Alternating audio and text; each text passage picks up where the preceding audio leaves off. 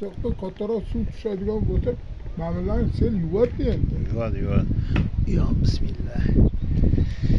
Mana bu joylarda ertalab kelsa, mana shu tomondan quyosh chiqishini tomosha qilsa bo'ladi. Mana shu asl spesialniy joylar qilib qo'yishgan kalavatlar mana.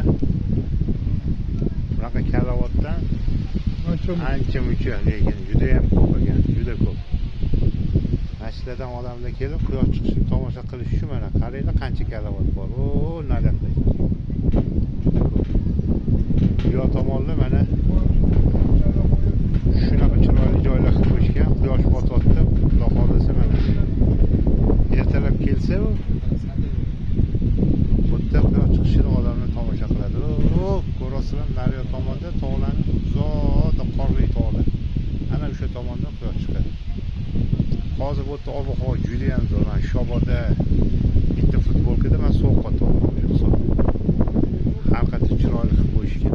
Aslida dachalar juda ham pastli. Kamida bir 200 metr past. Juda past. Mana shu tomondan ertalab kelinsa quyosh chiqishini tomosha qilamiz. Haqiqatda juda zo'r, go'zal. Mana naryoqda televizorlar qilib qo'yishgan ekan, Shoboda bo'lib turibdi.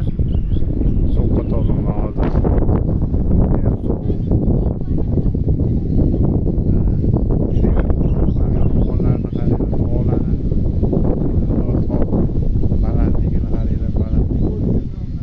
Juda ham baland joy ekan.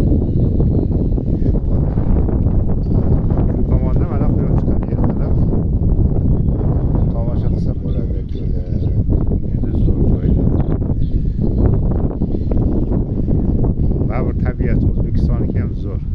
Chet elkidan qo'shmaydi. Juda ko'p davlatlarga borganman. O'zlariga yetmaydi. Havosi tozaligi, bu mana tog'li rayonlarda havo tozaligi, chiroyligi, pokizalik joyligi yetmaydi.